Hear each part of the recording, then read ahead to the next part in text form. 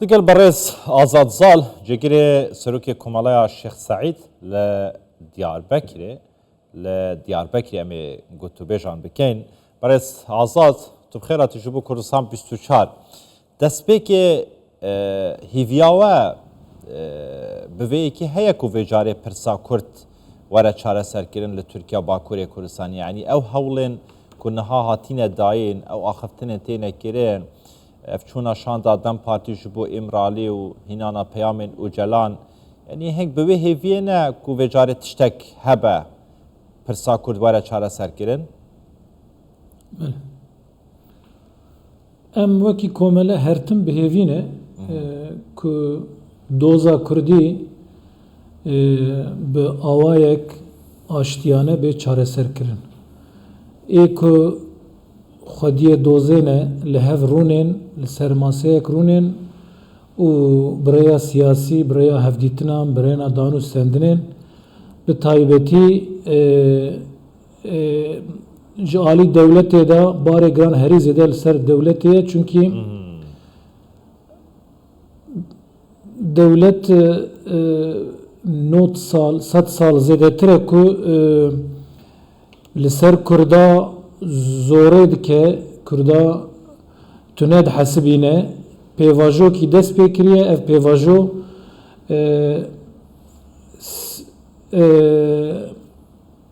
ev dengê min dubare tê min ez Tamam. gelo hûn karin ser rast Daxwazim ji biraderên kontrolê dikem ev kêşeyê çareser bikin deng di nava guhên Berez Azad da ve didetin eger vê kêşeyê çareser bikin zor baş e kak Azad kewate dibêjî em herdem bihêvîne ku doza Kurd li Türkiye li Bakurê Kurdistanê were çareserkirin xwediyên dozê divêtin li ser maseyekê bironin vê babetê çareser bikin yan nîqaş bikin. Pirs ev ye Kurd li anên Kurd li Bakurê Kurdistanê li Türkiye'ye pîwîst e çi bikin ji bo vê yekî ev derfetê ji dest nedin? berê her tiştî Kurd divê raboriya xwe bînin bîra xwe. Raborî çi ye? Berê niha em bêjin 2600-2700 sal berê çawa Kurd gihan hev û şoreşek pêk anîn destpêka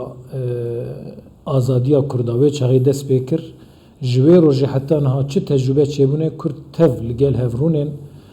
aştiyek navxwayî pêşîçeyekên di nava xwe da li hev bikin bibin yek dibe ku cuda cuda bifikirin lê li ser berjewendiyên netewa Kurd divê bibin yek û karibin hêz ya jî dewletên ku wek muxatabin wek Türkiye mesela divê karibin bi hev ra lê rûnin. Helbet partiyên ku rêxistinên ku ya jî hêzên ku li ser navê Kurda tekoşînê didin divê her hêz li gora xwe karibe destê xwe bixe binê vî kevirê hana. Em wek komeleya Şeyh Said dibêjin ku yani daxwaza me jî hêviya me jî ev e ku evê 100 sala hanê 100 sala Kurda ye çünkü Kurda nîşan da ku ji dinyayê ra nîşan dan ji dinyayê ra gotin em her hene hem ji bo ku em bigîjin azadiya xwe em hene hem jî ji bo ku wek mirovan wek însanan bi nasnameya xwe bi çanda xwe bi zimanê xwe bi perwerdeya xwe li her deverên dinyayê bi taybetî li Kurdistanê em dixwazin wek milletên dinê bijîn. Kurda viya nîşan da vê 100 salê jî 100 sala Kurda ye. Çavê her kesê li ser Kurda ye ji bo wê jî hemû hêzên ku li ser navê Kurda tekoşînê didin divê bigîjin hev. Zor baş e madem 100 sala Kurdaya her aliyek çav li ser Kurdan e bûn li Herêma Kurdistanê bi heman awayê Kurd xwedî statûyeka serbexûn e niha li Rojavayê Kurdistanê tu dibînî tir çav li ser Kurdan e li Sûriyeyê Bakurê Kurdistanê li Tirkiye jî niha çav li ser Kurdan e ev pêvajoya aştî û çareserî hatiye dest pêkirin Kurd beşeka serekî ne lê pirs ev ye kak Azad yani ew kesên ku bûyne berbest ew kesên ku bûyne zehmetî li hember pirsa Kurd çareserkirina pirsa Kurd bû nimûne PKK yani binerîna te çekdarên PKK serkirdeyên PKK yan bijin Qendîl amadeyê guhdariya Abdullah Öcalan bikin yan guhdariya Dem Partî bikin çekên xweda binin, tevlî danûstandinan bibin, îtir ji bo vê çendê dibin banê parlamentoyê da pirsa Kurd bu heta bê çareserkirin? denk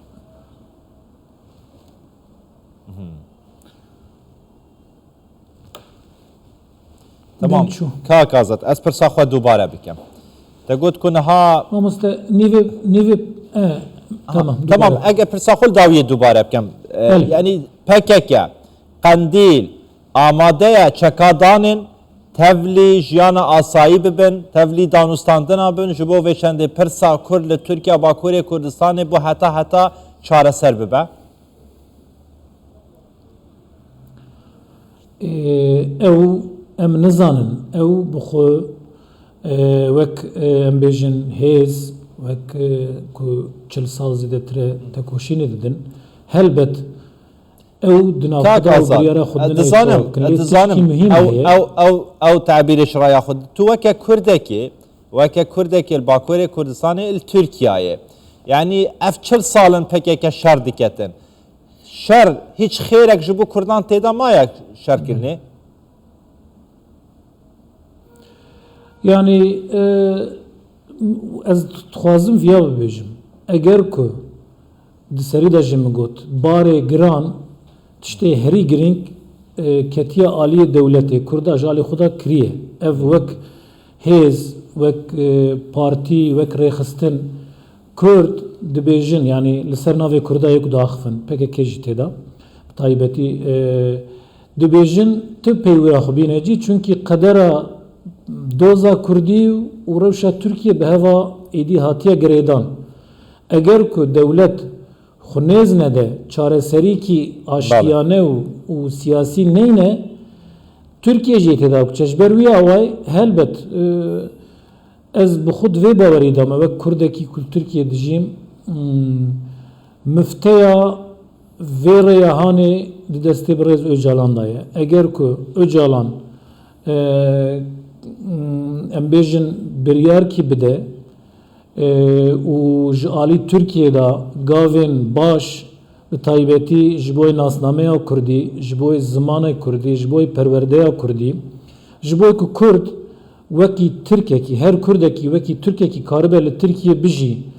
qanûn û makezagon bêne serrastkirin ez bawerim ew ê gelek tiştên baş bêne çareserkirin gelek li ser navê Kurda li ser doza Kurdî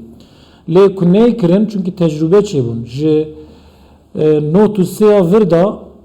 danûstandin hene